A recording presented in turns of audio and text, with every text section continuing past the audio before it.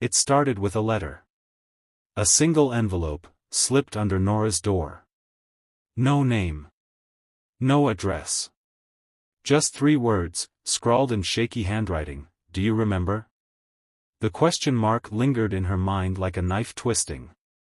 Who would ask this? More importantly, remember what? Her day spiraled. At work, every sound felt amplified, phones ringing. Keyboards clacking. Conversations echoing, fragmented sentences everywhere. Her mind filled the gaps, creating meaning where none existed. Then came the second letter. This one had no greeting, no explanation, just one line. "What did you hear?" The words were underlined. Twice. It wasn't a statement. It was an interrogation. The dash of ink beneath the question seemed accusatory, urgent, almost. She didn't know why, but she felt watched. The night grew restless. Shadows flickered, semicolons of pause on her dimly lit walls. Sleep eluded her. Instead, her thoughts fragmented into ellipses, lingering, endless. By morning, Nora found herself checking every detail: her locks, the street below her window, her emails. Was she being paranoid, or did that exclamation mark in the neighbor's tone seem sharper than usual? The third letter arrived. This time, it wasn't a question.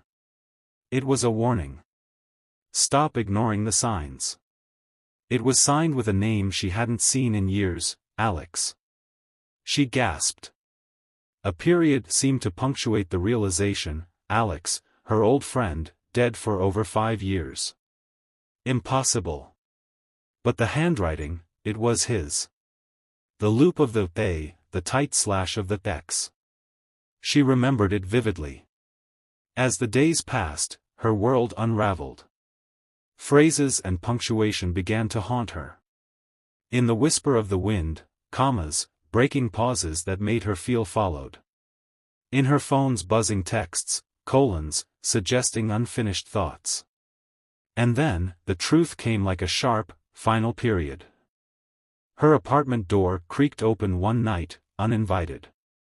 A figure stood there, silhouetted, a living question mark, hunched and curved, holding something long and gleaming. A knife? Nora froze, unable to scream.